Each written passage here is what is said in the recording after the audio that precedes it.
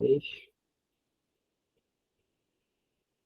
Gente, vai dar 7h10. Vamos começar, porque tem bastante coisa.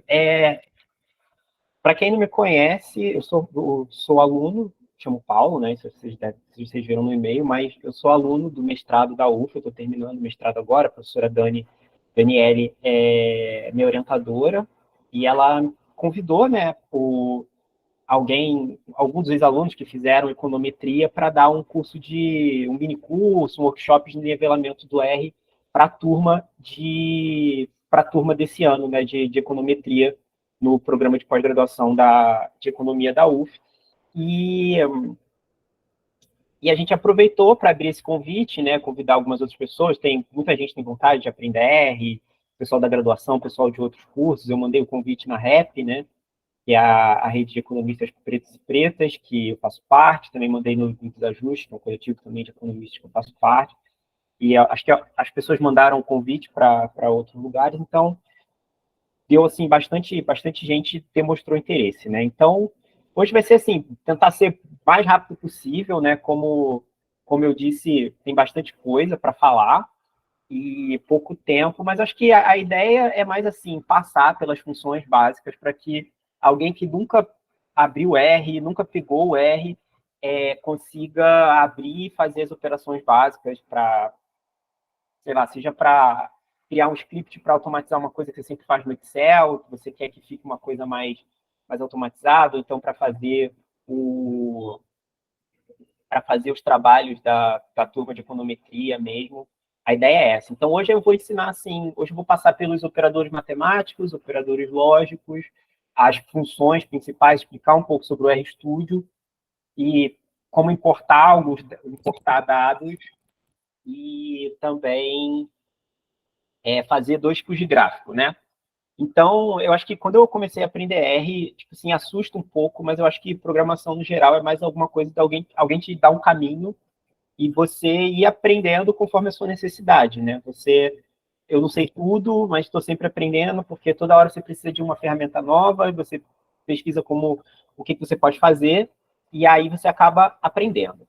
Então, assim, para quem, acho que todo mundo mais ou menos tem uma ideia, né? O R, ele é uma linguagem de programação, né? Uma ferramenta desenvolvida por estatísticos e muito para ser usada por estatística. Então, o R tem essa fama de ser difícil, tem uma sintaxe meio complicada, mas ele cresceu muito, porque o R é um projeto colaborativo, então ele cresceu muito, ele está sendo cada vez mais usado no mercado de trabalho também, existem iniciativas muito legais de desenvolvimento de ferramentas para o R, que tentam tornar ele mais é, é, amigável, e uma dessas ferramentas é o Tidyverse, né, que é o pacote, assim, a biblioteca que a gente vai usar aqui nessa semana e semana que vem para fazer boa parte das coisas que a gente vai fazer aqui.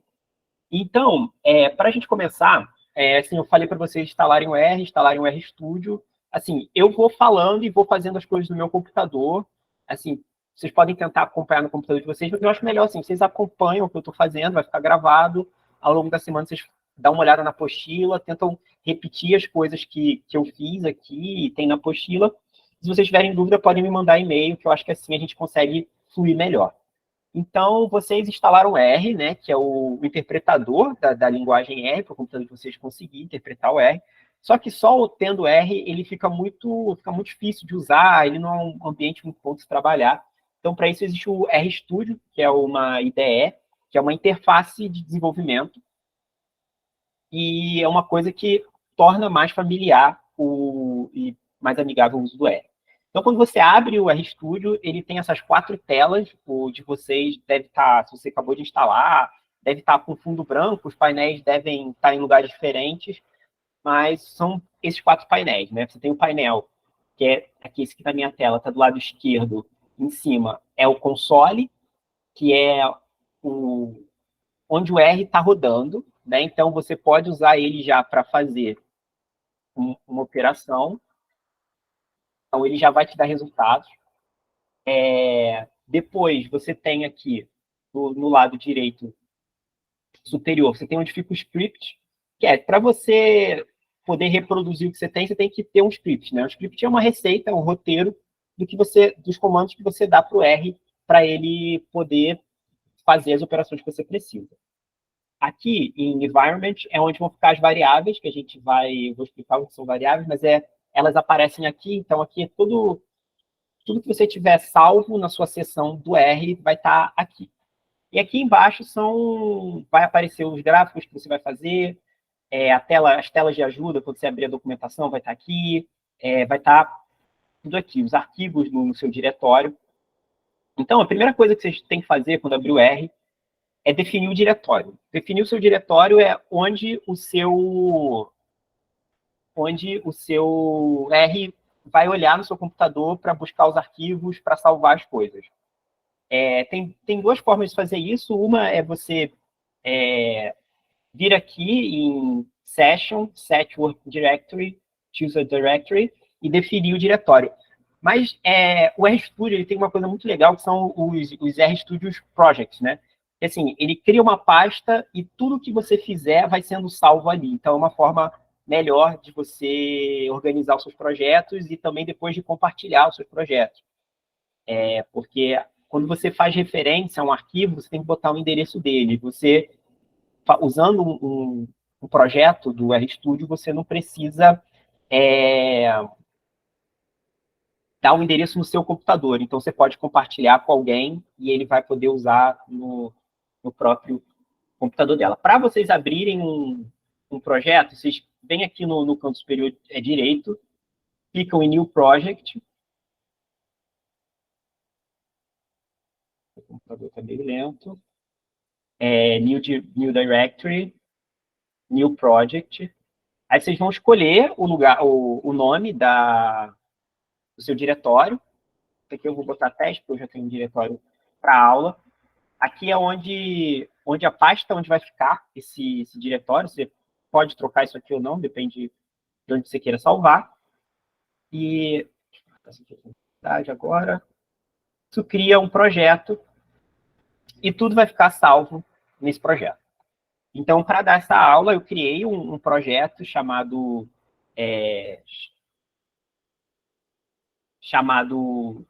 Minicurso R, que eu vou até fechar aqui. Ele já está aqui, já está aberto aqui. Então, é desse projeto que eu vou vou resolver as coisas, vou fazer as coisas da aula, né? Então, vou voltar aqui para vocês. Beleza. Então, a primeira forma de você usar o R é usar o R como uma calculadora. Acho que a forma mais simples de se usar o R é como uma grande calculadora, né? Então, aqui no script, né, quando você quer fazer um comentário, que é uma coisa para o R não ler, onde você bota suas anotações, bota o que você está fazendo, é sempre legal você ir comentando o que você está fazendo, porque pensa que hoje você fez uma coisa, e aí daqui a 1 mês, 2 meses, às vezes até mais, você tem que voltar para o seu trabalho, e aí você não lembra o que você fez, não lembra por que você está usando aquela função. Então, é legal você comentar o seu código. Então, para comentar, você usa um hashtag, e tudo que você escrever a partir daí, ele não vai ser lido pelo R. Beleza, vamos lá. Então, a forma básica é usar como uma calculadora. Então, aqui eu botei os operadores matemáticos básicos, né? Soma é o sinal de soma normal. Subtração é o sinal de subtração normal. Multiplicação é um asterisco. Exponenciação é um acento circunflexo. Ou então, você pode usar dois asteriscos que têm o mesmo resultado. Divisão é uma barra para a direita. Para você rodar o script, como é que você faz para... Se você está no console, você só digita e dá Enter. Então, eu vou digitar aqui 4 menos 9 e dou Enter, ele me dá a resposta. Aqui no script, você tem que dar Ctrl Enter na linha que você quer. Ele faz o que você quer. Ou então você seleciona as linhas que você quer e dá Ctrl Enter, que aí ele reproduz várias linhas. Isso, quando você vai lidando com trechos de códigos maiores, você vai precisar, às vezes, rodar várias linhas numa mesma sequência. Tem alguns operadores matemáticos que são assim, que você usa em algumas situações, são importantes. Divisão inteira, então ele te dá a parte inteira da divisão, né?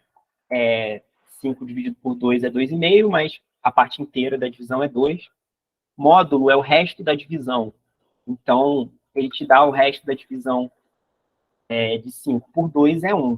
Isso aqui você usa, por exemplo, quando você tem que fazer um teste para ver se um número é par ou ímpar, por exemplo. Você usa, esse operador. Os operadores lógicos. O que são operadores lógicos? Muitas das operações que a gente faz em uma linguagem de programação são para dizer se relações que você está dando são verdadeiras ou falsas. Então, o operador lógico, ele te permite fazer comparações. Então, por exemplo, se você quiser usar o comparador de menor que, só que você está perguntando para o computador, 5 é menor do que 3? Não. Então, ele te dá falso. 5 não é menor que 3. Menor ou igual? Verdadeiro, né? 2,5 é menor ou igual a 7. Maior, maior ou igual.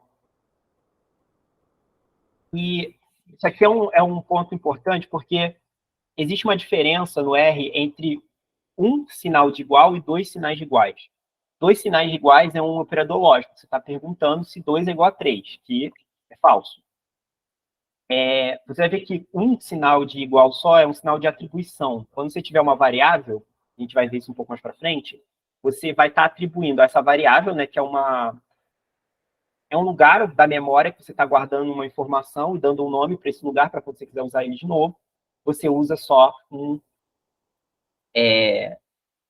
sinal de igual. Diferente é um ponto de exclamação e um igual. Negação é quando você quer o oposto daquilo. Então, 2 é menor, 2 é maior que 5? Não, 2 é maior que 5. Mas a negativa disso é verdadeira. Então, você usa esses negativos quando você quer que o computador te dê o contrário daquilo que você está perguntando. E por que você precisa disso? Porque às vezes é mais fácil perguntar uma coisa e ter a negação do que construir a estrutura lógica, a sentença lógica que vai te dar o resultado que você quer. Vocês vão ver isso aqui mais lá para frente, quando a gente for usar filtros. Comparativos lógicos são muito bons para usar filtro. Então, você quer saber, eu quero só as observações que são, que o ano delas é maior do que 2007, ou que são iguais a 2007. Tudo isso você vai usar quando você for usar filtro. Muitas dessas coisas que eu acho que muita gente é familiar com o Excel. O Excel tem esses operadores lógicos, né? Quando você vai lá usar as fórmulas, tudo isso tem. Outro operador lógico é o operador E. O operador E, você está perguntando isso e isso. Qual é isso aqui? 2 mais 1, 2 é maior do que 1 e 3 é diferente de 0. Isso aqui, se você rodar só isso aqui é verdadeiro. 2, ele é maior do que 1. E 3 é diferente de 0. Então, se as duas sentenças forem verdadeiras, a sua sentença composta, né, esse conectivo, ela vai ser verdadeira também. O operador E, ele só vai ser verdade se as duas sentenças forem verdadeiras. Se ao menos uma delas for falsa, ele vai ser falso. Então, por exemplo, 3 é menor do que 2, 5 isso. Não, 3 menor que 2 é falso, e 5 menor que 11 é verdadeiro. A composição disso é falso, porque você tem uma das sentenças que você está usando as falsas. Mas por que você usa isso? Porque às vezes você quer duas coisas. Você quer filtrar, por exemplo, sua base de dados lá para anos que são iguais a 2020 e que tem pessoas com nível de escolaridade igual ao ensino superior, igual ao maior ensino superior, por exemplo. Então, você quer que essas duas coisas sejam verdadeiras ao mesmo tempo. O operador OU, ele é diferente. O operador OU, ele vai ser verdadeiro se ao menos uma das duas forem verdadeiras. E vai ser falso quando as duas forem falsas. O símbolo de operador E é esse ampersand, né, que é esse E estilizado, e o OU é uma barra reta. Então, 3 menor que 2, falso. 5 menor que 11 é verdadeiro. Então, essa sentença aqui, 3 menor que 2 ou 5 menor que 11, vai ser verdadeira também. 5 é igual a 6, 5 não é igual a 6. E 12 não é igual, não é menor que 8. Então, esse conectivo de duas sentenças lógicas vai ser falso também. Na apostila que eu preparei tem isso aqui explicado melhor, acho que isso aqui é meio confuso para quem nunca viu, mas com o tempo você vai entrando e fica uma coisa que fica no sangue. Vamos lá. Agora as coisas começam a ficar legais. O que são objetos, tipos de dados e variáveis? Tudo que você abre no R é um objeto. Então, vamos supor que tudo que você analisa, tudo que você traz para dentro para analisar é um objeto. Então, você pode ter um número, é um objeto, você tem 5, você salva ele numa variável, ele é um objeto. Você tem um vetor, que é um conjunto de números, 5, 3 e 7, é um objeto. Você quer um mapa, por exemplo, você quer trazer um mapa para o R para fazer uma análise espacial. Esse mapa é um objeto. Tudo é um objeto. Uma tabela é um objeto, um vetor é um objeto, uma matriz é um objeto. Mas, assim, sendo resumido, assim, o mais básico, você tem que entender, são vetores. Quem está acostumado com matemática, conjuntos, um vetor né, como se fosse um conjunto de informação. Então, ele pode ser vazio, você pode ter um vetor vazio, um vetor que não tem nada. Você pode ter um vetor com uma variável só, um número, uma palavra. Você pode ter um vetor com múltiplas informações. Esses vetores, as diferentes tipos, eles têm tipos. Então, por exemplo, se você tem um vetor que só tem número, ele é um vetor numérico. Se tem um vetor que só tem variáveis lógicas, por exemplo, você viu aqui true, false, você pode ter um vetor que seja uma combinação de trues e falses. Você pode ter um vetor de texto, que no R se chama character, é o tipo desse vetor. E uma variável é uma reserva de memória onde você vai colocar uma informação. Então, vamos começar aqui. Eu vou criar uma variável. Como é que você cria uma variável? Você dá um nome para ela. Você escolhe o nome que você quiser. Não, assim, ele tem que ser formado por uma palavra contínua, então separada por ponto ou traço ou o underline. Traço pode? Não, traço não pode. Underline.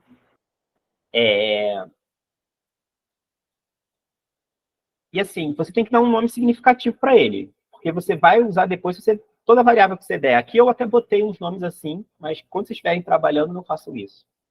Sei lá, dá um nome muito genérico. A1, sei lá, var1, v1. São nomes assim que depois que você passou uma semana, 2 semanas, você voltou, você está com um código enorme para analisar lá seus dados. Você vê lá que tá dando problema na variável V1. O que essa variável faz? O que é isso? Você tenta dar um nome significativo para o que está fazendo. Alguns nomes são reservados, são nomes que você não pode usar numa variável, porque elas já são uma função ou um operador do R, então você não pode dar um nome para essa variável, dar um nome assim. Estou criando essa variável chamada vetor vazio. E ela vai ser isso, um vetor vazio. Para você criar um vetor, você usa essa função C com entre parênteses, abre e fecha parênteses, você vai criar uma função. Esse operador aqui, um sinal de menor e um menos, juntos, sem espaço, essa flecha é um sinal de atribuição. Então, o que você está fazendo aqui? Você quer pegar esse vetor vazio, essa função que cria um vetor vazio, salvar ela na função vetor vazio. Quando você roda isso aqui, você dá o Ctrl Enter aqui, já tinha rodado. Quando você vem aqui em Environment, está vendo que ele está salvo aqui, está null, porque ele é vazio. Você vier aqui, se você bota só o nome da função da variável, e sem nada, você vai, o R imprime na tela o que tem naquela variável. Então, vamos aqui fazer uma variável com uma palavra. Para fazer uma variável, sempre que você quiser um character, você tem que botar o que você quer entre aspas. Aspas simples ou duplas, mas escolhe um e fica com ele, né? Eu padronizei usar aspas duplas. Então, vou dar isso aqui. Salvou lá a minha variável que contém, uma variável de texto que contém a palavra. Se eu clicar, der o Enter aqui, ele vai imprimir essa variável. Você pode atribuir a uma variável resultados de operações. Então, por exemplo, eu tenho essa operação aqui, 3 vezes 5 mais 2. Isso aqui vai dar 21. 7 vezes 3, 21. Isso. Por isso que a gente usa o R, entendeu? E aí você salvou ele numa variável, quando você quiser de novo usar o 21, você pode. E o que acontece é que, por exemplo, a sua variável ela passa a conter aquele valor. Então, se você, por exemplo, pegar 2 vezes var numérica, ele vai te dar o resultado que vai te dar um resultado. Você está pegando o 2 e multiplicando pelo 21, que é a informação que está salva naquela variável. Beleza. Então, vamos lá, um vetor maior do que 3 aqui. Um vetor maior do que, não um vetor unitário, não, um vetor que tem mais informações. Salvou lá, então aqui ele diz que é um vetor do tipo character, ele é de caracteres e ele tem um tamanho 3, né? Porque tem 3 palavras. Então, se eu imprimir ele aqui, as 3 palavras que eu salvei estão aqui. E você também pode criar um vetor lógico. Então, por exemplo, isso aqui vai ser uma operação que vai te dar um resultado lógico, né? 3 mais 4 é menor do que 5? Não. 2 é igual. É uma pergunta, né? Não é igual de atribuição, mas 2 é igual a 1 mais 1? Então, se você salvar isso aqui, vai aparecer aqui var lógico, que é a sua variável lógica, do tipo lógico, tem 2 valores. Se você quiser imprimir esse resultado na sua tela, tá? Expresso o resultado até aí. Mas beleza. Mas vetores são muito importantes, vocês vão usar bastante eles para atribuir valores, para criar, para usar, para construir filtros. Quando vocês quiserem, vocês vão usar vetores em muitas coisas. Mas assim, acredito que a maioria das pessoas que começam a usar o R e assim não está tanto querendo, assim, vendo a programação com uma coisa muito de uma ferramenta para fazer análise de dados, tal. Você está querendo trabalhar com dado tabular, está querendo ver como é que eu pego essa tabela aqui do Excel, como é que eu pego essa da base de dados e uso ela no R. Então, antes da gente aprender como é que a gente importa uma variável, como a gente importa uma variável, como a gente importa um arquivo externo, vamos aprender como é que a gente constrói uma tabela dentro do R a partir do zero.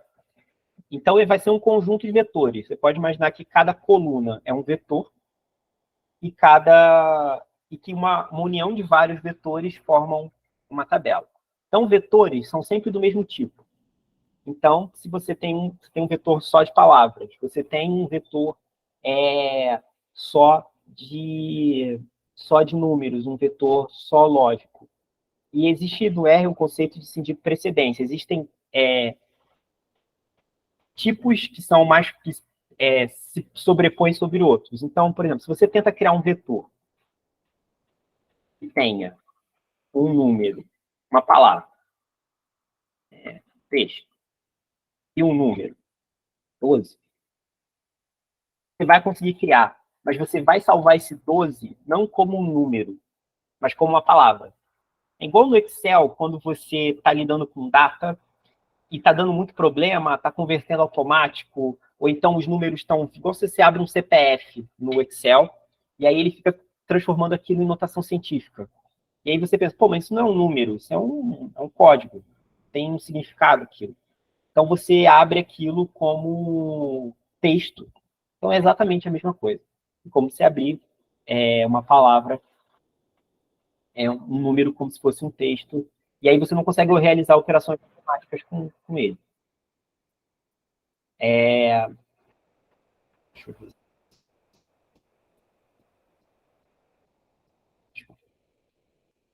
Beleza. Então, como é que a gente cria... E no R, tabelas, né, se chamam data frames. É um nome que é dado ao tipo, a classe desse objeto tabular se chama data frame. Então, como você cria um data frame? Para criar um data frame, você usa a função data.frame, que é isso que eu fiz aqui, criando um data frame de exemplo. Vamos refazer ele aqui, para vocês verem o que eu estou fazendo. O que eu estou fazendo aqui? Eu quero gravar nessa variável, estados do Sudeste, uma tabela que tenha informações sobre os 4 estados do Sudeste. Então, o primeiro vetor que eu vou botar, e aí você separa por vírgula cada um dos vetores que você vai botar, e dentro do Czinho, da função C, você separa as observações com vírgula também. Diferente do Excel, que é o ponto vírgula. Beleza. Então, a primeira coluna que a gente quer criar é essa coluna estado, e a gente vai atribuir ela 4 valores. Rio de Janeiro, São Paulo, Minas Gerais e Espírito Santo. Depois a gente vai criar uma coluna chamada sigla, a sigla do estado, RJ, SP, MG e ES. A capital de cada um desses estados é Rio de Janeiro, São Paulo, Belo Horizonte e Vitória. O DDD da capital. Então, 21 é o DDD do Rio, 11 o DDD de São Paulo, 31 o DDD de BH e 27 o DDD de Vitória. E, por último, vai ter uma coluna, que é uma variável, uma coluna lógica, que está me dizendo assim, nessa capital, tem ou não tem mar? Então, no Rio tem mar, então a gente atribui o valor true. São Paulo não tem mar, false. Belo Horizonte não tem mar, false. Vitória também tem mar, então true. Então, você percebe assim que uma tabela é formada por linhas e colunas. Cada coluna é um vetor. E cada linha é uma observação. Então, as observações têm que estar localizadas sempre na mesma posição do vetor. Então, se você está criando isso aqui, a sua coluna estado, o Rio de Janeiro, a sua primeira observação, então, todas as outras variáveis, todas as outras colunas, né, que forem receber valores associados ao Rio de Janeiro, tem que estar na primeira posição do vetor. Se você rodar isso aqui, você pode ou selecionar tudo e dar o Ctrl Enter, ou só ir na última linha e dar o Ctrl Enter. Ou na primeira linha e dar o Ctrl Enter. Então, já salvou aqui o meu data frame, com 4 observações, cada um dos estados, e 5 variáveis. Vou imprimir ele na tela para vocês verem como é que ele fica. Então, minha tela está pequenininha. Não está muito bonito. Então, você formou aqui sua tabelinha. O RStudio permite que você veja isso aqui de uma forma mais bonita. Se você clicar aqui, nessa tabelinha que tem aqui do lado, ele abre essa tabela bonitinha. Então, só que, assim, vocês imaginam agora, isso aqui é uma tabela super pequena, são 4 observações e 5 variáveis. Imagina se você tivesse que fazer centenas de observações com dezenas de variáveis. Isso ia ficar inviável fazer na mão. Então, você tem outras ferramentas para fazer isso. ferramentas de gestão de bancos de dados, o próprio Excel é mais fácil de fazer isso. Existem outras formas de se fazer isso. Então, você, no dia a dia, no seu trabalho, você vai importar coisas. Você vai ter um arquivo pronto que você quer analisar.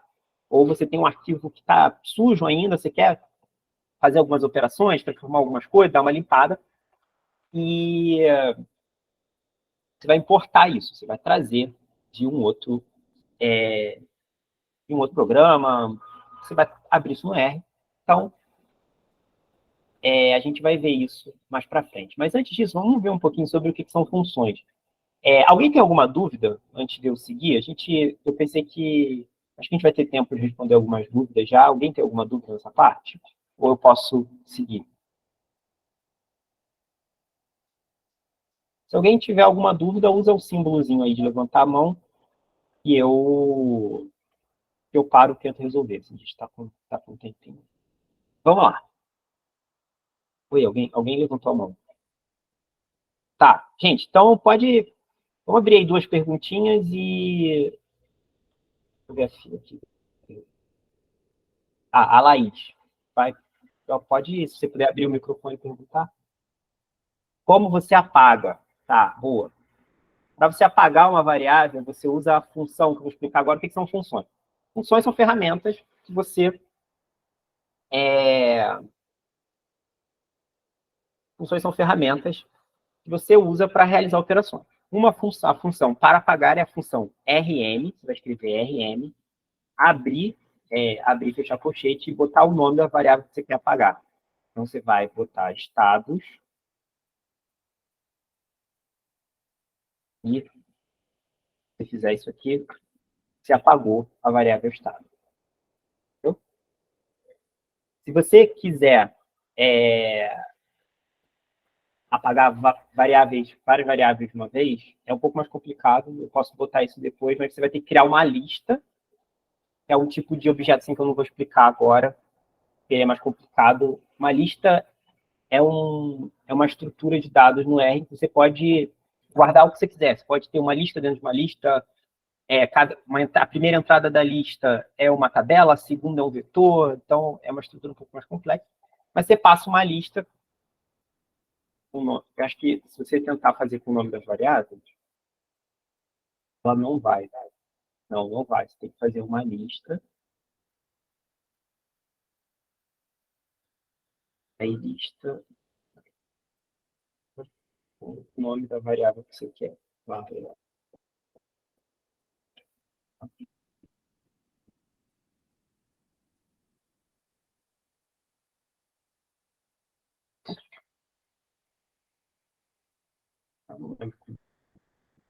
um. Não, nada. Então é isso. Vou relembrar lá como... Dificilmente, assim, eu apago assim, as coisas. Eu vou deixando... A não ser que fique muita coisa, eu apago tudo de uma vez, ou apago conforme eu vou usando. Vamos lá. Então, funções. Para explicar o que são funções, assim, antes de explicar como é que carrega um dado, eu vou usar esse dataset. Dataset é um nome em inglês que se dá para qualquer tipo de estrutura, para uma tabela qualquer, né? Uma base de dados, qualquer sistema de dataset. No R, ele já vem carregado esse dataset aqui, ó, USA Arrests. É um dataset de criminalidade nos Estados Unidos, no ano de 1973, não me engano. Então, vamos começar a explorar aqui as primeiras funções. Structure, STR, que você quer ver a estrutura da base de dados que você vai mexer. Então, você usa ela. Então, ele te dá aqui, que é uma base de dados, é um data frame, com 50 observações, 4 variáveis. Essas 4 variáveis são murder, que é número de assassinato por 100 mil habitantes, que é do tipo numérico. Assault, que é do tipo inteiro, porque qual a diferença de numérico e inteiro? O numérico tem ponto decimal, o inteiro é um número inteiro, o numérico é um número real. O percentual da população urbana, então o percentual da população do estado que vive na cidade, que é inteiro também, então está arredondado. e rape, que é o percentual de estupros por 100 mil habitantes, a taxa de estupros por 100 mil habitantes, em cada um dos estados. Beleza. Função summary, uma função muito importante também quando você pegou uma base de dados pela primeira vez, que é dar uma olhada para tentar entender o que existe ali naquela base de dados. Então, você usa summary, porque ela te dá, isso aqui para variáveis numéricas, né? Ela te dá a média daquela variável, a mediana, o valor mínimo, o valor máximo, o primeiro e o terceiro quartil dessa variável. Então, sim, acho que é autoexplicativo, né? Head é uma função que te dá as 6 primeiras observações de uma base de dados. Então, se você rodar, ele te dá as 6 primeiras observações. Tail, ele te dá as 6 últimas. Se você não quiser o tail, se você não quiser o tail, se você quiser que o head, na verdade, venham 5 primeiras ou as 7 primeiras, como você faz isso? Funções, elas têm parâmetros. Que são ajustes que você faz na forma como essa função está funcionando.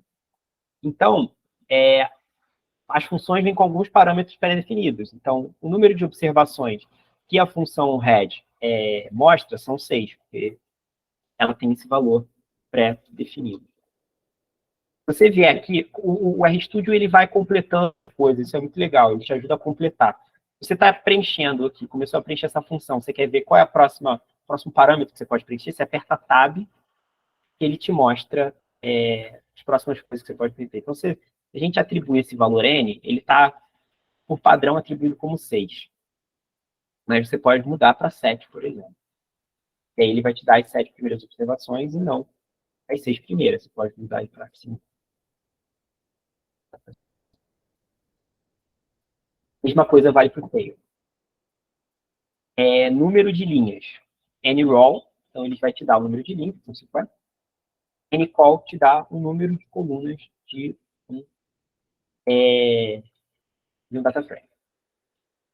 Beleza. Só que, por exemplo, como você faz o caminho inverso? Vamos dizer que você tem um data frame e você quer só uma coluna, sabe? Se a coluna são vetores, então como é que eu faço para pegar uma coluna como um vetor? Né? Pegar só uma coluna. Você usa o sinal o cifrão. Quando você bota o nome do data frame que você tem, sinal de cifrão, e o nome da coluna que você quer, ele te dá os valores daquela coluna. Então, vamos lá. Para você, essa função class te dá a classe do seu objeto. Então, vamos ver qual é a classe desse vetor. Um vetor numérico, a gente já tinha visto lá atrás. Mínimo, 0,8. Então, o menor estado, a menor taxa de assassinatos é de um estado que tem 0,8. Máximo, 17,4. Sum é uma forma de soma, bem parecido com o Excel. Ele vai somar todos os valores que estão na tua coluna. Length te dá o tamanho daquele vetor, o comprimento dele, né? Pensando que um vetor ele só tem comprimento, né? Ele não é uma tabela, tem 2 dimensões, ele é unidimensional. Então, o vetor, o tamanho dele, o comprimento dele, assim, sort, ele te dá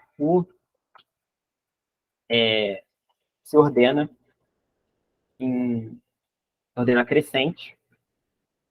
Se você alterar esse parâmetro decreasing igual a true, você vai ter ele decrescente. Beleza.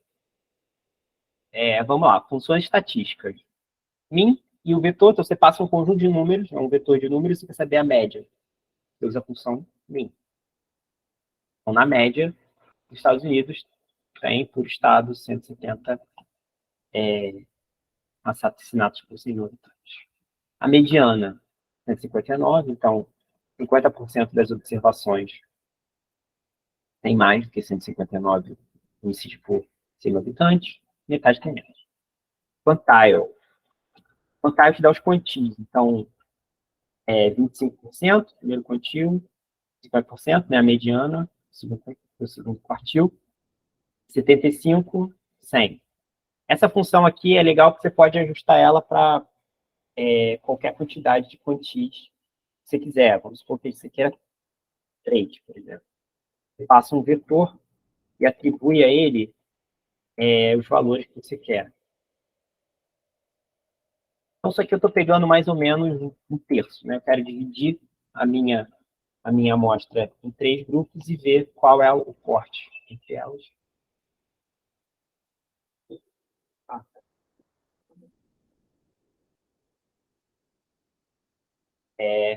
Então, é isso.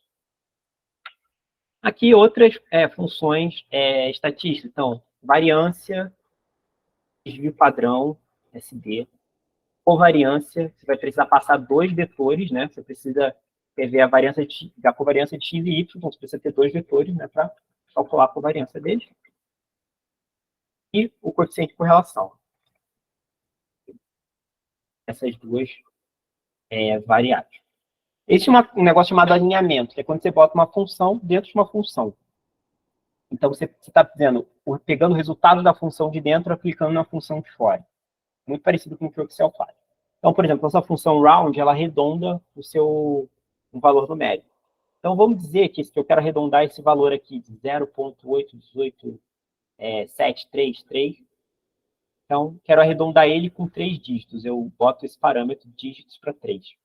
Então, round, pronto. Ele arredonda para 3 dígitos. Beleza, vamos lá. Funções te ajudam a criar vetores. Rep, ele vai te dar repetições. Então, o que eu estou fazendo aqui? Eu quero criar um vetor que tenha o número 2 repetido 3 vezes. Eu vou usar essa função rep. Então, ele te deu esse vetor. Eu quero uma sequência de 1 até 50, pulando de 3 em 3. Então, se eu usar essa função, ele te dá os números de 1 até 50, pulando de 3 em 3. Beleza. Outra forma de se criar um vetor com uma sequência. Em vez de você usar essa função sec com o parâmetro pulando de 1 em 1, se quiser um intervalo contínuo, você pode usar os 2 pontos que ele vai te criar esse vetor aqui. Então, ele vai te dar os números entre 3 e 15. Uma coisa muito importante, eu vi na inscrição que algumas pessoas usavam Python. No Python, a contagem começa em 0. No R, a contagem começa em 1.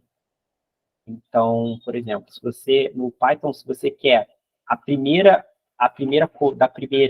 até a terceira coluna, você fala que você quer da coluna 0 até a coluna 2. No R, não. Você fala que você quer da coluna 1 até a coluna 3. Você pode atribuir o resultado de uma função a uma variável.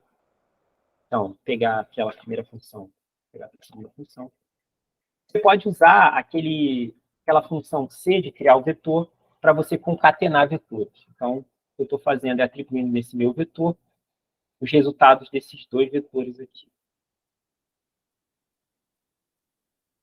O meu vetor vai ser a concatenação de tudo isso. Por fim, antes da gente entrar na parte mais legal, passar essa parte mais básica, amostragem. O R foi desenvolvido por estatísticos, então o R tem muitas ferramentas de estatística. Então, distribuições de probabilidade, simulação, é uma coisa que vale muito a pena, assim, depois que você aprendeu o básico, você quer continuar estudando R, você parar para estudar um pouco. São as funções estatísticas do R e as funções de amostragem. Sample set. Isso aqui, vamos supor que você queira uma permutação, você quer os números, tem os números de 1 a 7, você quer uma permutação entre eles, um embaralhamento entre eles. Você usa sample set. Pronto. Beleza. Agora vamos supor que você quer uma permutação não de todos os números menores que 7, né? Números inteiros menores que 7. Números naturais menores que 7. Você quer os números que estão entre 2 e 5. Você passa um vetor que tem esses números que você quer. Então, a gente já aprendeu que isso aqui vai criar um vetor 2, 3, 4, 5. Se você passar esse vetor no sample, ele vai te dar uma permutação desses números. Você pode passar dentro da função sample uma variável, então você salvou numa variável um vetor que você já tinha feito, e agora você quer sortear 5 números. Então você vai botar esse novo parâmetro, que é um parâmetro, deixa eu ver o nome dele, é o parâmetro size. Você pode ou não dar o nome dos parâmetros. Os parâmetros eles têm ordem. Se você quiser usar eles exatamente na ordem que a documentação fala, você não precisa atribuir. Outros parâmetros, se você vai usar um parâmetro fora de ordem, você precisa atribuir o valor a ele. Então, eu vou sortear, vou pegar esse vetor aqui, que é esse vetor que tem, se não me engano, vetor var2 é qual? Essa é a sequência aqui, de 1 até 50, de 3 em 3. Você pode... E eu quero sortear 5. Pronto, sorteei número. Show de bola. Agora, vamos lá. Outras formas. Se você quiser, isso você está tudo fazendo sem reposição. Então, você que tem estatística, né? Você tira, faz um sorteio, tira. Agora, se você quiser sortear com reposição, você bota esse parâmetro replace para true. Ele vem como default, como false. Então, vamos lá. Você tirou aí, você fez 6 sorteios de números de 1 a 4 com repetição. Então, você pegava um número, olhava qual era, botava lá dentro da caixa de novo, sorteava de novo. Você fez isso 6 vezes. E você pode também sortear, assim, um número, pode ser qualquer objeto que está num vetor. Então, vamos sortear aqui, tem uma lista de 4 frutas, vamos sortear uma fruta. Você bota o vetor que você quer e 1. Porque você quer só 1. Você não quer uma permutação, você sorteia 1. E sorteei uva. Mas aí você passa, pô, mas isso é aleatório, então se eu quiser que eu sempre tenha o mesmo resultado, fazendo experimentos, vamos supor que você está fazendo seu exercício lá de estatística, seu exercício de econometria, e aí você tem uma função que usa uma coisa aleatória, você quer que sempre dê o mesmo resultado. Porque isso aqui, toda vez que eu fizer, vai dar um resultado diferente. Já que deu de novo, eu estou com 6 de 0. Não. Então, toda vez que eu rodo, dá um resultado diferente. Se você quiser sempre dar o mesmo resultado, você tem que botar no começo do seu código, vou botar aqui, mas normalmente você bota isso no começo do seu código, você bota essa função aqui, set, seed, e você passa um número dentro dela, qualquer número. Mas cada número vai dar uma semente e vai repetir sempre os mesmos resultados. Vou botar, sei lá, 9, 9. E fazer o set seed. Toda vez que eu rodar isso aqui agora, vai dar o mesmo resultado. Opa, porque tá.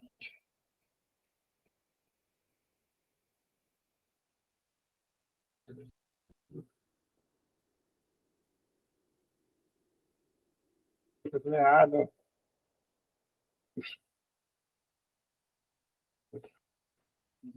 Vou ver por que isso tá dando. Mas enfim.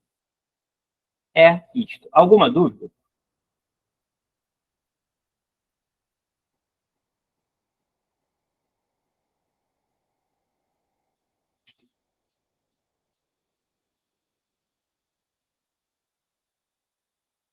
Alguém tem alguma dúvida ou pode seguir? Não. Como que faz para rodar o script todo de uma vez? Tem que ser somente por trechos. Você só marca tudo o que você quer, e dá Ctrl Enter depois. Entendi. É a única opção? Tem alguma outra opção, mas eu não lembro como é que é. Eu posso ver e usar. Normalmente, quando eu faço um script, tipo assim, que faz uma análise inteira, né? Eu aperto Ctrl Shift End.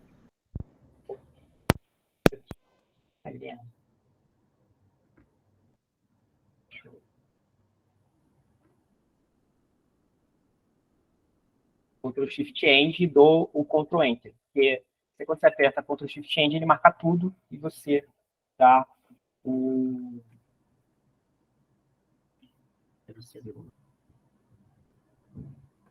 Tá, aí você faz isso. Mais alguma dúvida? Professor, se eu não me engano, é nesse run aí em cima. Ele roda o script todo. Ele roda o script todo, né? Eu não vou rodar porque as coisas não estão muito conectadas. Deixa eu ver se aqui.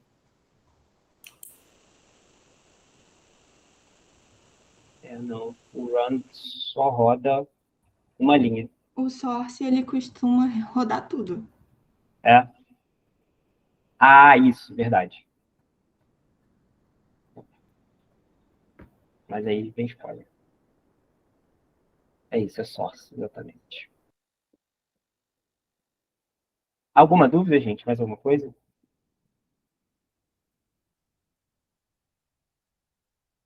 Senão eu vou seguir.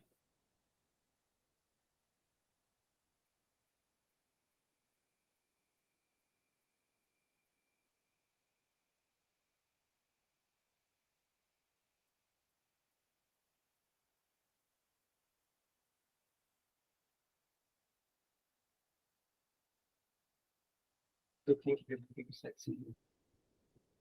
Mas beleza. Então vamos seguir para a continuidade aqui.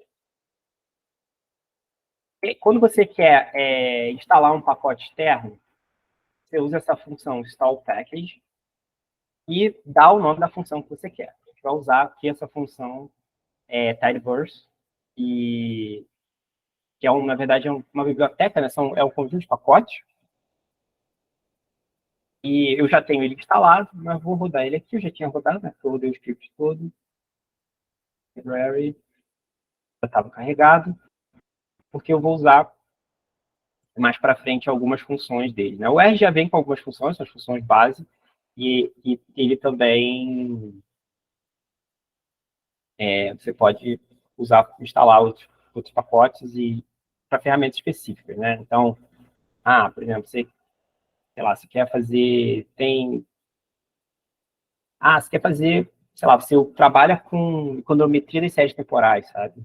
O R tem uma parte de ferramenta, mas tem outras ferramentas que você vai ter que pegar um pacote para usar. Se você quer ferramentas mais específicas, por exemplo, eu mexo muito com dados georreferenciados. Então, tem alguns pacotes que eu uso, né, que são para você fazer mapa e eu realizar operações com mapas, interseção, fazer análise espacial. Mas vamos lá, a gente vai aprender agora como é que você lê o arquivo. Eu escolhi 2 tipos de arquivos, são os mais comuns, que é o CSV e o Excel. O arquivo CSV, ele tem 2 padrões. Acho que todo mundo já deve ter visto um arquivo CSV, e ele é um arquivo separado por vírgula, e ele pode ser separado tanto por vírgula, que é o padrão americano, como por ponto e vírgula, que é o padrão europeu e brasileiro. E aí, quando você tem o padrão com vírgula, o separador decimal é o ponto. Quando você tem o padrão com ponto e vírgula, o separador decimal é a vírgula, né? Que é o nosso caso, como a gente mais ou menos usa. Beleza, então eu fiz quando vocês baixarem aí os dados, um dos dados que eu separei para a gente brincar um pouquinho é tem essa base de dados, Gapminder, acho que quem já deu uma mexida no R conhece, que é uma base de dados que tem algumas... ele acompanha alguns países ao longo do tempo. Então, você tem observações de população, PIB per capita, algumas outras variáveis a partir de 1957 até 2007, de 5 em 5 anos. Então, para fazer essa parte aqui, ainda não precisa entrar na parte de filtro, de nada desse tipo, eu peguei, já filtrei, já preparei, e selecionei 3 países para a gente poder montar mais para frente um gráfico de linha, né, com uma série de tempos. Então, para você usar essa função, você vai usar a função read.csv, e esse arquivo, se a gente abrir ele,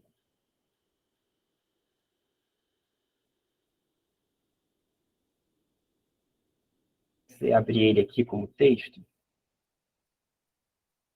ele está separado por ponto e vírgula. Então, como é que você vai fazer isso? Você vai ter que atribuir... E essa função readCSV, por padrão, ela vem preparada para lidar com um CSV separado por vírgula com ponto decimal, ponto. Então, eu vou ter que botar o CEP como ponto e vírgula, e o DEC, que é o indicador de decimal, como... Vamos ver. Botei aqui, ele leu, já tinha lido, né? Já estava aqui. Ou então eu posso usar essa outra função, que é readCSV2, que essa é uma função de leitura para CSV que vem nesse padrão de ponto e vírgula com separador decimal como vírgula, vai dar o mesmo resultado. E aí, se você der o head, vai ter você vai ter as 6 primeiras observações desse conjunto de dados que a gente está usando. Beleza. Agora, para você ler o Excel, você tem que usar essa função aqui. Eu já tenho ela instalada. Se você não tiver, você vai dar um install packages, readxl, e depois você vai dar o library para poder rodar essa função. Então, você vai dar o read aqui. E aí você vai poder passar essa função readExcel, o nome do arquivo que você quer, né? Que é esse arquivo aqui, Gapminder 2007. Eu peguei o Gapminder, filtrei ele para o ano 2007 e deixei aqui para a gente não ter que se preocupar com filtragem e nada hoje. Então, se eu vier aqui, rodei já, e importei, ele está aqui, 7. Ah, você pode abrir ele aqui, né? Esqueci. Você pode abrir ele aqui e dar uma olhadinha nele, ver como é que ele é. O que eu tinha importado antes, ele tem Botsuana, Brasil, Coreia, a partir de 52, desculpa, falei errado, até 2007. Tem um continente, cada um deles tem a expectativa de vida, a população e o PIB per capita. Beleza, então dá o head aqui.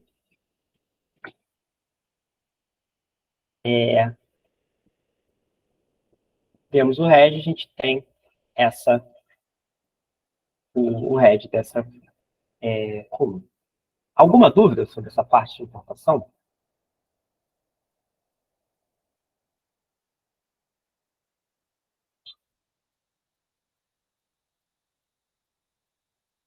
Então, gente, eu vou dar uma pausa rapidinho, 5 minutinhos, para eu tomar uma água no banheiro, e aí, quando voltar, eu continuo. Falta pouca coisa, acho que o que eu queria passar hoje a gente vai terminar rápido, acho que dá para a gente conversar um pouco no final. Acho que eu posso adiantar algumas dicas que eu ia dar para a próxima aula. Então, vamos fazer isso, 5 minutinhos, daqui a pouco eu volto, tá bom?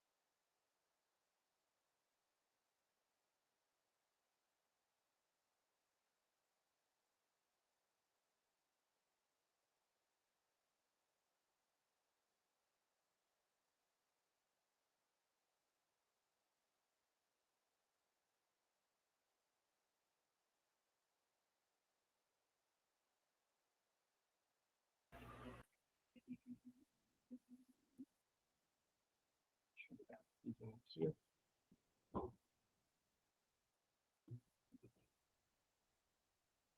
Então, vamos lá. Falta pouquinho para acabar essa parte, então acho que a gente vai acabar antes do que estava previsto.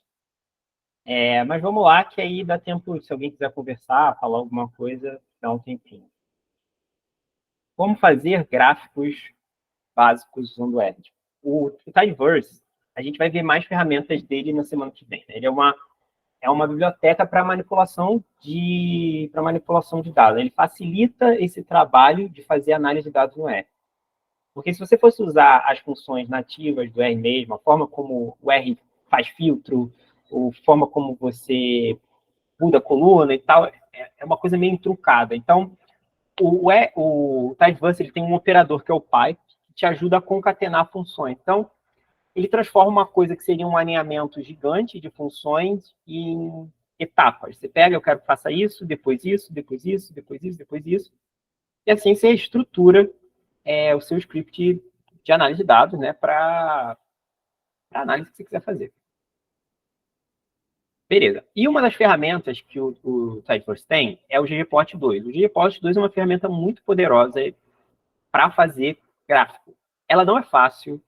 Sim, acho que não conheço, assim, todo mundo que... Em programação, tudo já é assim, né? Você sempre vai esbarrar numa coisa, putz, por que isso está dando errado? Era para estar dando certo. Ou, pô, como é que eu faço isso, né? Eu esqueci. Então, programação, às vezes, é muito mais você saber como pesquisar as coisas, você conhecer as ferramentas básicas, saber como pesquisar, saber como perguntar para o Google, para o ChatGPT, para o Stack Overflow.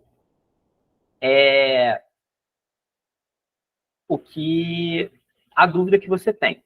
E o ggplot é uma dessas funções. Assim, você sempre vai quebrar a cabeça, porque você vai querer fazer um gráfico.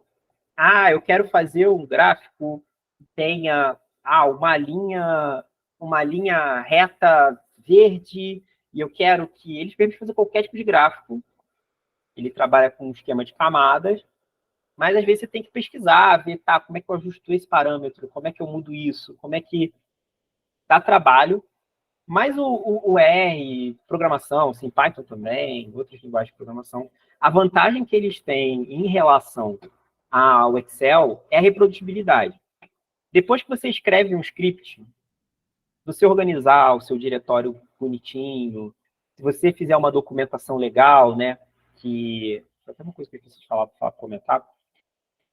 Documentar direitinho tudo que você está fazendo, comentar seu código, você vai conseguir reproduzir aquilo quantas vezes você precisar, ajustando, às vezes, parâmetros. Então, vamos supor que você... uma ferramenta... O R tem ferramentas muito legais, tipo o R Markdown, que é para fazer relatório. Então, vamos supor que, sei lá, no seu estágio, no seu trabalho, na pesquisa, você tem que emitir relatórios constantemente, mudando, às vezes, parâmetros. Tem que fazer o relatório para um país. Agora tem que fazer para outro. E se a gente vê outro ano. Então, você pode, depois que você tem o seu script pronto, sempre que você quiser reproduzir uma coisa, você já está pronto ali sua receita de bolo, você ajusta os parâmetros e você segue com... Você tem reprodutibilidade, né? Como se diz. E isso é muito bom quando você faz gráfico, porque quando você... O ggplot é muito difícil, muito complicado, mas depois que você cria seu estilo de gráfico no ggplot, depois que você cria, você não vai mais precisar ficar apontando, clicando e usando sempre, fazendo isso milhares de vezes, né? Imagina se você tem uma tese, que às vezes é grande, você está escrevendo um livro, você está fazendo alguma coisa, você vai ter ali o seu código e você reproduz, seus gráficos vão ficar sempre com o mesmo estilo, né?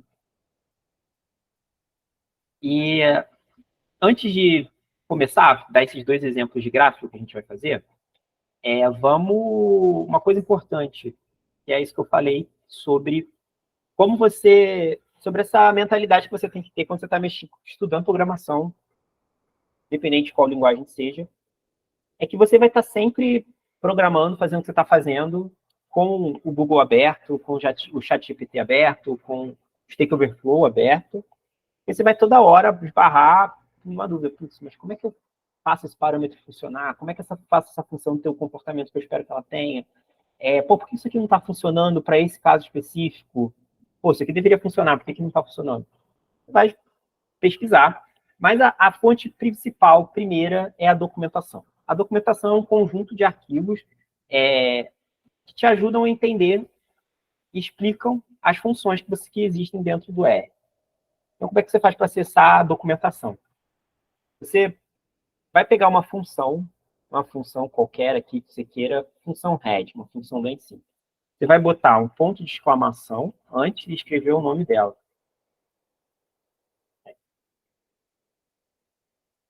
Aí aqui você vai abrir a documentação da função head. Vai explicar para que ela faz, te retorna as primeiras, uma lista com as primeiras observações de uma matriz, de um data frame, não sei o quê.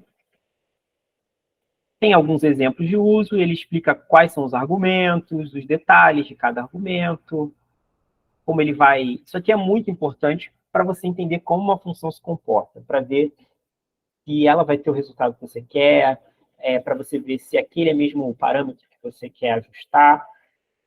Então, e tem alguns exemplos de como você usa.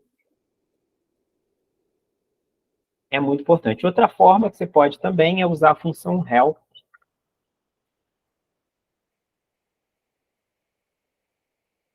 É o mesmo resultado.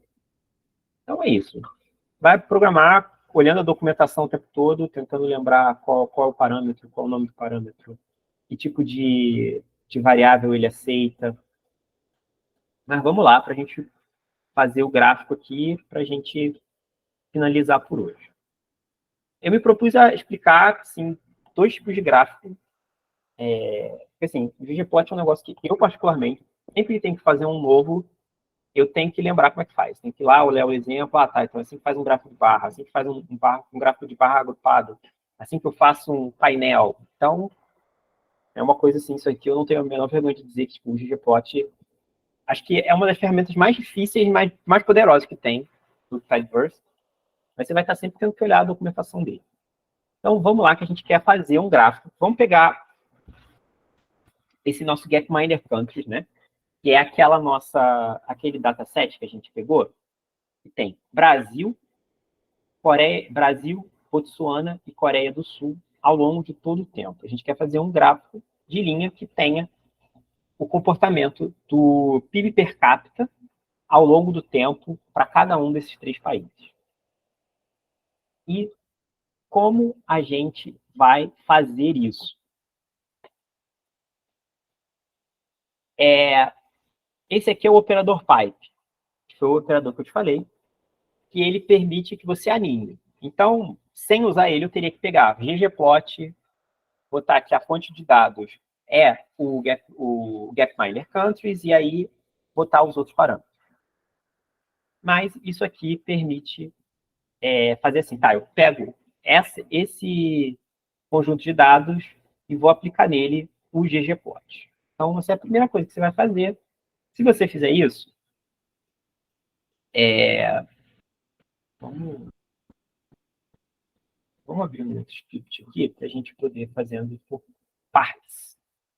Então, Gapminder Countries. Eu imprimi ele aqui, ele vai imprimir o Gapminder Countries, mas eu quero usar o ggplot nele. ggplot. Se eu tentar rodar isso aqui, eu acho que vai me dar um gráfico vazio. Eu estou criando o ggplot. Criei lá para fazer um gráfico, tá? Mas não tem informação nenhuma. Dentro do ggplot, quando você vai organizar as camadas, você não usa o pipe, você usa um sinal de mais.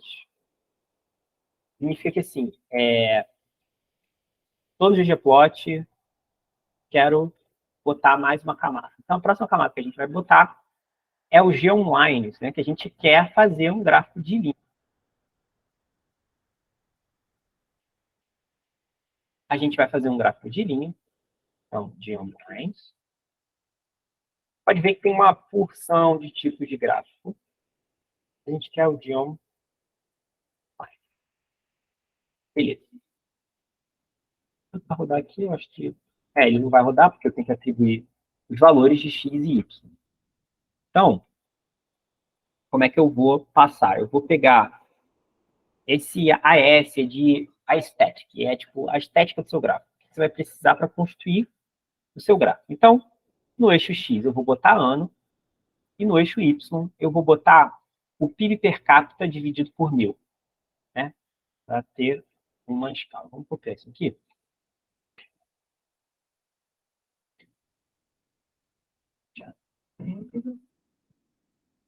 Rodar. Então, um negócio super estranho, que você está trabalhando com vários gráficos, né? Você não tem um país só, é uma coisa esquisita. Então, o que a gente precisa é dividir gráfico para que cada país esteja em uma cor.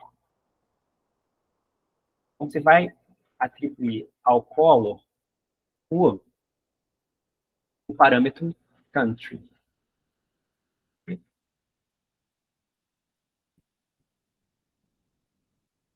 É isso, você já vai ter um gráfico um pouquinho melhor.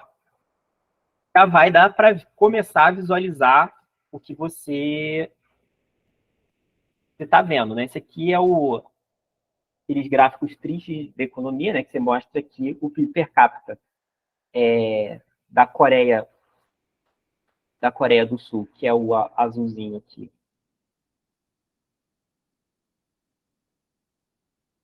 Na metade dos anos 80, e que Botsuana também superou a gente em PIB per capita.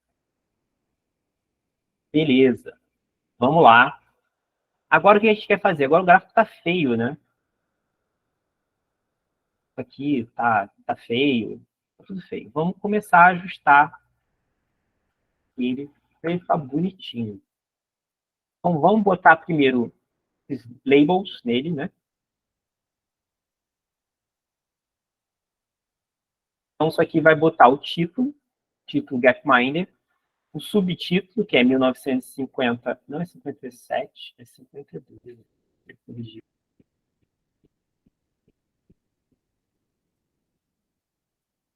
E color, eu quero que fique país. Vamos ver se vai dar certo, estava dando problema. Pronto. Então, aqui eu já mudei, né? Aqui, que é onde é a legenda das cores, está como país, o título aqui, Gapminder, o ano que eu tenho, e agora eu quero mudar a legenda dos eixos. Para isso eu vou precisar da legenda de cada eixo. Vai ser o Xlab, Y-Lab. Caso vocês não saibam, isso aqui é para você ter uma quebra de texto. Se eu não usar isso aqui, ia ficar tudo numa linha só, mas eu queria que ficasse bonitinho, quebrado. Vou rodar isso aqui. Esse símbolo aqui fica embaixo. Se eu tirar, ele fica tudo numa linha. Fica tudo numa linha só.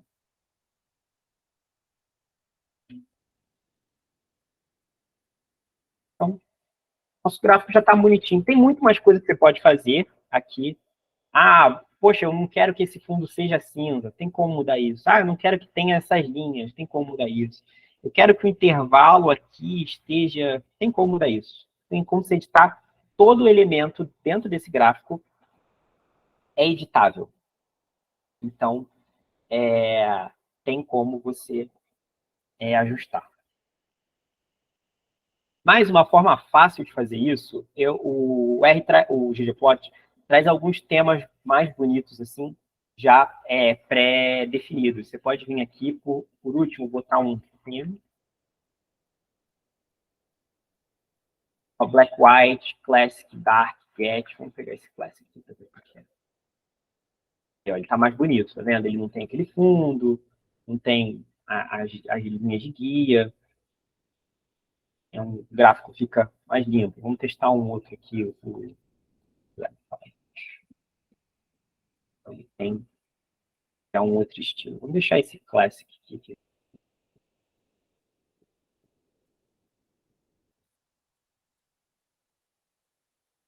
Beleza. Então, assim se faz um gráfico de linha com o ggplot. Um gráfico muito simples.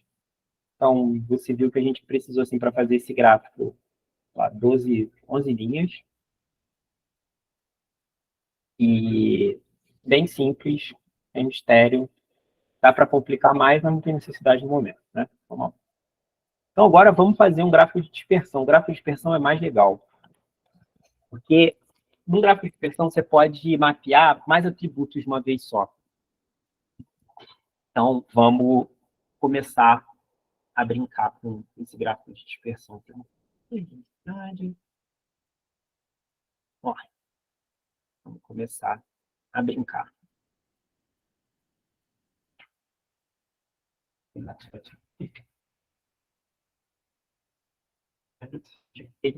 Se eu rodar isso aqui, tem um gráfico de dispersão. Então,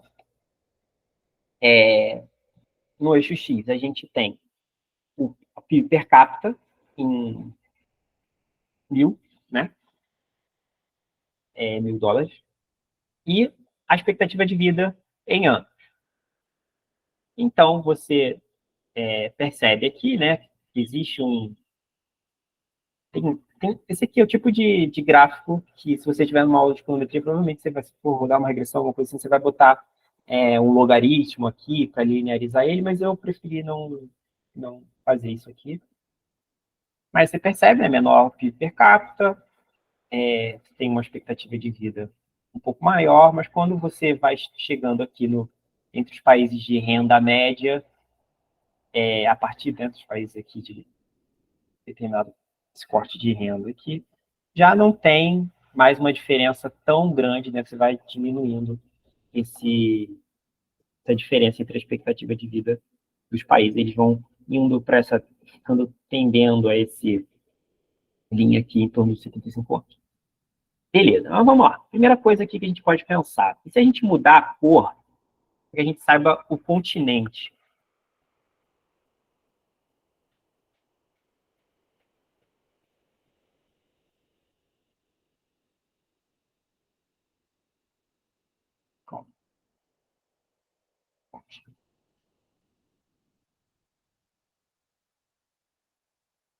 Se rodar,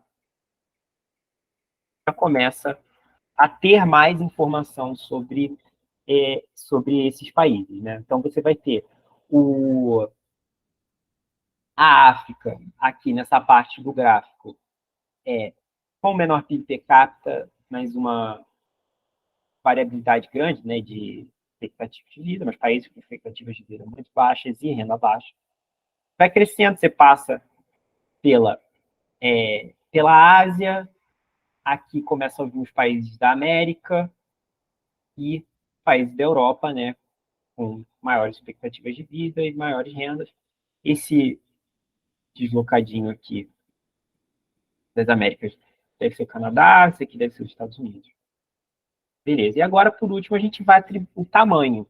Então, vamos querer que o tamanho desse gráfico de dispersão seja dado pelo tamanho da população. Então, para isso, a gente vai usar o atributo size igual a população 10 elevado a 6, né, milhões.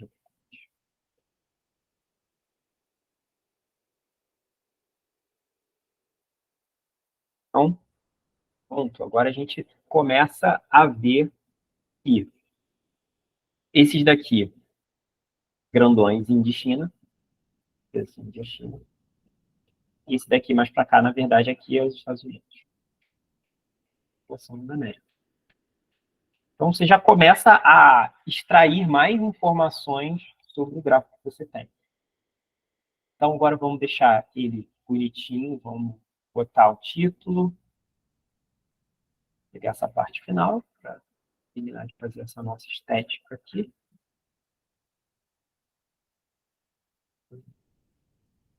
Então, mudou o nome, botou o continente, população em milhões de habitantes, expectativa de vida em anos, PIB per capita em milhares de dólares. Vou botar um tema, eu tinha visto um tema que ficava legal com esse gráfico.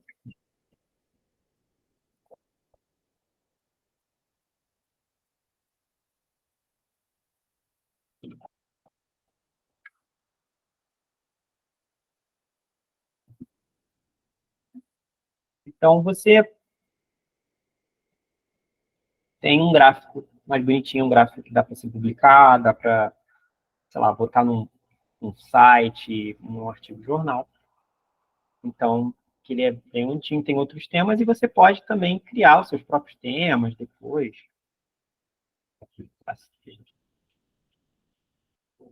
fica bem legal. Então, gente, é isso. Isso era o que eu tinha para apresentar hoje. Espero que, assim, que tenha ajudado vocês com as necessidades de vocês. A Dani tinha falado para fazer um curso bem básico, assim, então talvez algumas pessoas tenham achado básicos demais. Eu não sei se eu corri muito para quem não sabe nada, então podem mandar e-mail, mandar o feedback aí para que a próxima aula tenha um ritmo melhor. Gráfico com mais de uma variável. Que tipo de gráfico com mais de uma variável? Esse, tipo, um gráfico de dispersão? Gente, agora podem, assim, esse de linha, fazer gráfico com 2 eixos. Ah, tá. Então, tem como, sim. Agora, assim, baixo pronto, não lembro, nunca fiz, até porque eu não gosto de gráfico de 2 eixos, assim. Eu acho que gráfico de 2 eixos é um negócio... assim, quando você começa a ver um pouquinho de coisas de visualização de dados, tem algumas regras, assim, que você vai começando a tentar seguir. Tipo, não usar gráfico de pizza, não usar gráfico de 2 eixos, nem gráfico espaguete, né? Aquele gráfico de linha que tem um monte de um monte de linhas e você não consegue ver nada. Mas tem, assim, eu posso, se você precisar, eu procuro, né, tem uns sites, no próprio site do ggplot, se não me engano, vamos aproveitar, essa meia horinha, como vocês podem, assim, para quem não sabe, acho que a galera que talvez já saiba mexer um pouco, tenha noção disso, mas eu falei de algumas ferramentas que você pode usar para aprender e para tirar dúvida. Então, Stack Overflow é uma ferramenta, é um site, é um fórum de dúvidas de programação, então aqui vai ter internet também, vai ter dúvidas muito específicas de tipo, como é que eu faço tal, como é que eu faço um gráfico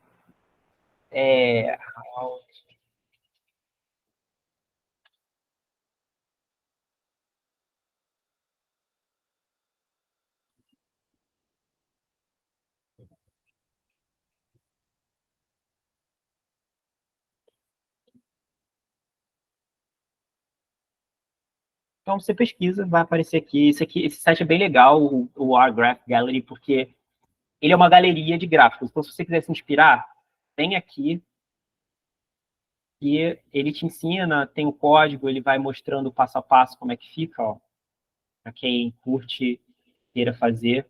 Então, o R-Graph Gallery, o GitHub não, o Stack Overflow e o ChatGPT são ótimos para isso. Para você tem uma dúvida, cara, não fica com vergonha.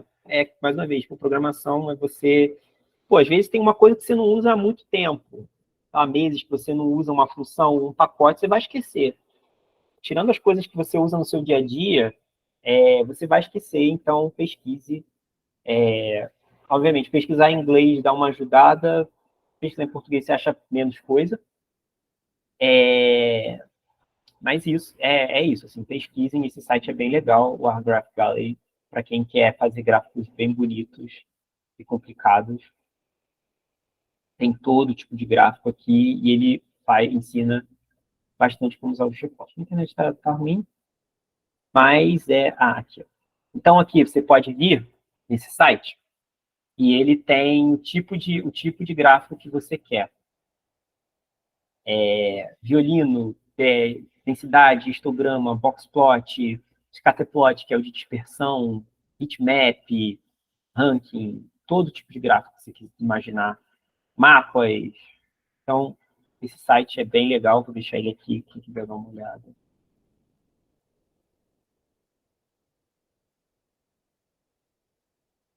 Isso.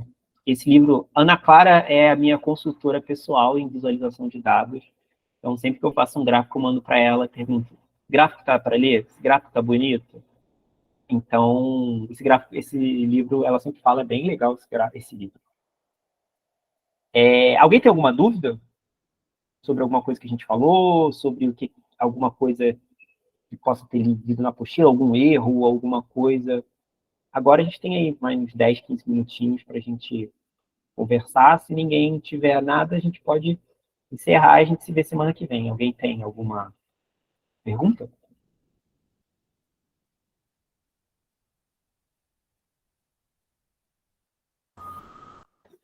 O Paulo, Oi. vem aqui o Alexei, o Jesus Alexei. Uma pergunta um pouquinho mais na parte, vamos chamar assim, da fronteira, tá? Não mesmo, não. Como você, assim, quais seriam as suas recomendações? Temos alunos aqui da graduação, né? As suas recomendações para incentivar os alunos da economia a utilizar o R de uma forma bem mais, não sei, uma idade mais cedo, mais temprana, mais cedo, mais, não sei. A pergunta que eu faço é porque eu sinto uma dificuldade, bom, aula de econometria, mas sinto uma dificuldade dos alunos enquanto ao encontro com o R, a janela essa dividida em 4 partes que eu estudo, e mesmo assim ainda não encontro uma mecânica assim, de como cautivar eles, né, sabe? A parte gráfica é legal, mas assim, para fazer o gráfico tem que saber como que se escreve, né? Não sei, sua experiência seria boa para mim. Ah, legal, legal. Essa é uma pergunta muito legal, né? Porque é meio que aquilo, é como a gente se apaixona pelo R, né? Porque acho que é uma coisa assim, porque você bate o olho, é uma coisa meio assustadora. Eu lembro que quando o primeiro curso de R que eu fiz, eu estava na graduação, e aí foi um curso assim, de 3 finais de semana, que a gente passou o dia inteiro na faculdade, tipo, a gente chegava de manhã, saía de tarde, ficava só estudando R. Foi um curso muito bacana, aprendi bastante. E o primeiro gráfico que ele mostrou é a curva de aprendizado do R e do Excel. Então, o R tem uma curva de aprendizado que, né, exige mais de você no começo, né? Você vai ter muita dificuldade de aprender, porque ele é difícil, né? O Excel você aprende ele rápido, né? Tem uma curva por inclinada e um aprendizado assim meio linear, você vai aprendendo aos poucos, você vai usando já. O R é uma coisa mais, né? É igual aquele gráfico que a gente viu do PIB per capita pela coisa, né? Aquele gráfico meio de função de raiz, né? Esse logaritmo, tá? Porque é muito difícil no começo, vai ficando mais fácil de aprender. Então, por exemplo, quando você está mais para frente, você já sabe, putz, é difícil, como é que você vai quebrando menos a cabeça, já sabe onde pesquisar, já sabe onde procurar as coisas. Mas eu acho que a grande vantagem, assim, pelo menos na minha experiência, foi essa, assim, tipo, depois que você vence esse custo de aprendizado inicial, que é alto, relativamente alto, comparado a outras ferramentas, a questão da reprodutibilidade, você poder fazer a mesma coisa várias vezes sem precisar quebrar a cabeça. Quando você começa a lidar com bases de dados muito grandes. Então, por exemplo, na minha dissertação, no meu TCC ainda, quando eu estava na graduação, eu usei a PNAD de 10 anos de PNAD. Então, isso é uma coisa que, sim, vai ficar impossível se você quiser fazer isso no Excel. Assim, eu não tive experiência com o Stata, né? Que é uma coisa que muita gente usa na economia. Eu acho que, assim, a vantagem do R em relação ao Stata, por exemplo, é que o primeiro R é gratuito, né? Você não tem que ficar preocupado em pagar ou piratear, pegar o craqueado, bloqueou a minha versão, preciso de uma versão nova. Então, o R tem essa vantagem de ser gratuito. O R tem uma comunidade muito grande, então você tem uma coisa que todo mundo fala em relação ao Stata, principalmente. Stata são poucas pessoas que usam, sabem usar muito, mas o R tem uma comunidade muito maior. Então, você vai ter mais pessoas para você pesquisar, procurar e tentar tirar suas dúvidas. Então, assim, eu acho que no começo vai ser difícil mesmo, mas começando pegando projetos pequenos, então, tipo assim, eu acho que você usar o R na graduação para fazer, por exemplo, trabalho de estatística, para fazer trabalho de econometria, para você fazer um trabalho de final de uma matéria empírica, assim, eu acho que você usa essas matérias, pequenos projetos para você aprender, para quando você tiver que fazer sua dissertação inteira, seu TCC inteiro, você já está, né, calejado para poder usar o R. E, assim, eu acho que o R tem muita coisa muito legal. Tem uns vídeos, assim, eu vou até botar na próxima aula, na apostila da segunda aula, que é questão de reprodutibilidade, assim, é uma grande coisa da fronteira da ciência é, tipo, existe essa coisa da crise da reprodutibilidade, né? Como você reproduz um artigo que foi escrito 10 anos atrás. Muitos deles não conseguem ser reproduzidos, porque você perdeu o código, a função do computador, o modelo do computador não roda mais, o pacote atualizou, mudou alguma função. Então, o R é muito legal para quando você começa a ir e juntar com outras ferramentas, com o GitHub, com o LaTeX. Quando você começa a juntar essas coisas, você vai... Sei lá, às vezes é óbvio que você vai ter uma bazuca para resolver um problema muito pequeno. Mas você vai ver que, por exemplo, escrever sua dissertação, igual agora eu estou escrevendo minha dissertação, e na minha dissertação eu estou fazendo uma análise espacial. Então, eu tenho que fazer um monte de mapa, eu tenho que... Os dados são pesados, então, fazer um projeto no RStudio, subir isso no GitHub, então está tudo lá na nuvem, quando eu preciso eu volto, dá para eu recuperar a versão anterior. Eu acho que esse é o caminho, assim, para tentar motivar os alunos, assim, tipo, cara, no começo vai ser difícil, mas você vai ver que o ganho vai ser principalmente quando você tiver que fazer projetos maiores. Quando você tiver que fazer sua dissertação, seu TCC, sua tese, até no trabalho mesmo, quando você tiver que fazer sei lá, automatizar um relatório, vai ser extremamente útil. Espero que eu tenha... Acho que eu falei muito, assim, porque eu gosto muito de R, então eu fico empolgado falando sobre ele. Tudo bem, tudo bem. Obrigado. Não sei se eu queria receber de você como aluno novas gerações que utilizam o computador, né? Mas não, tá bom. Obrigado, Paulo. Muito obrigado. Não sei se alguém mais quer alguma outra alguém mais pergunta. tem um comentário, alguém... Assim, eu vi que tinha muita gente da graduação, né? Muita gente da graduação, mas muita gente da pós também, de pós de outros centros. Se alguém já tinha tido experiência de usar o R e está tentando reaprender, porque isso aconteceu comigo, assim. Eu aprendi, fiz um curso, passei muito tempo sem usar, precisei reaprender. Às vezes é isso, né? Às vezes você precisa voltar e estudar. Se alguém tem, assim, teve essa experiência, alguém já usou, teve dificuldade de desistir, está tentando voltar. Alguém tem um comentário, assim? Eu só perdi um pouco a prática. Eu tô usando o curso para reaprender umas coisas e até refinar os básicos mesmo. É muito bom, às vezes tem muita coisa básica que a gente esquece, né? Tipo, que a gente aprende de um jeito, passa muito tempo usando aquele negócio mesmo. Quando você reproduz o script todo de uma vez, cara, é um botão lá em cima no RStudio, um negócio super simples, mas, assim, tem 4 anos que eu... 4, 5 anos, sei lá, que eu uso o R já, e eu nunca tinha usado, assim. Então, às vezes você volta... Toda vez que eu paro para estudar alguma coisa básica, eu descubro algo novo e você vai melhorando. É um processo iterativo, né? Tá sempre aprendendo. Pô, assim, eu não sei se serve para os outros, mas me interessa muito saber a capacidade da coisa e depois aprender a coisa. Então, sei lá, tipo, se na primeira aula chegarem e rodarem um modelo lá que explica, sei lá, como duas coisas se comunicam, a coisa vai rodar em meio segundo. E aí depois, passar o semestre todo explicando aquele código, eu acho que vai ser bem legal. Assim. Pô, isso é uma coisa legal mesmo, assim. Eu não tinha pensado nisso, mas é um caminho bacana. Eu gosto muito quando a coisa é assim também, né? Tem muita gente, assim, que quando vai dar aula, dá isso. Tipo assim, tá, como construir um dashboard? Então o cara te mostra um dashboard foda lá, tá, vamos aprender a fazer isso. Aí volta pro começo, assim. Igual o filme que começa do final, né? É bem legal mesmo.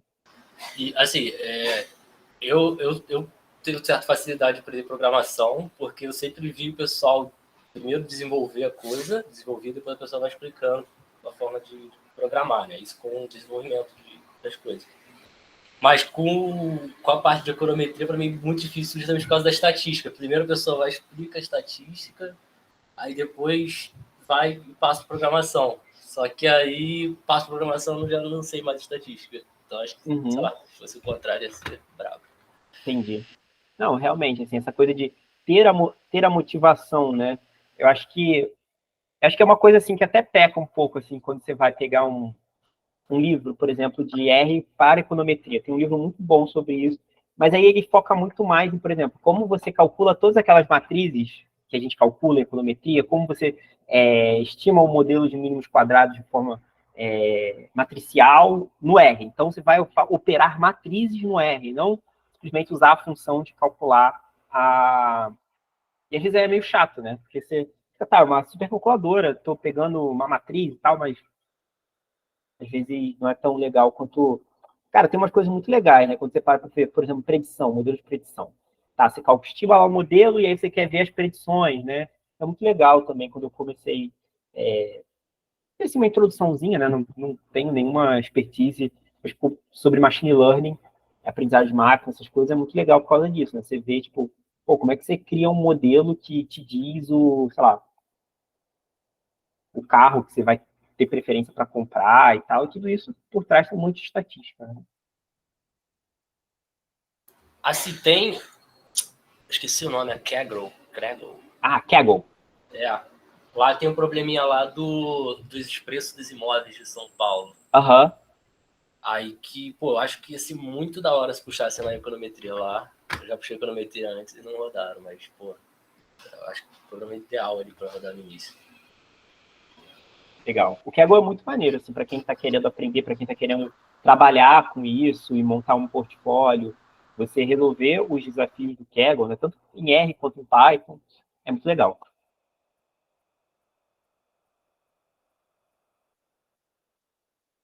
Mais alguma coisa, gente? Mais algum comentário, alguma dúvida, alguma sugestão? Então, a gente pode encerrar por hoje. Alguém tem mais alguma coisa para falar?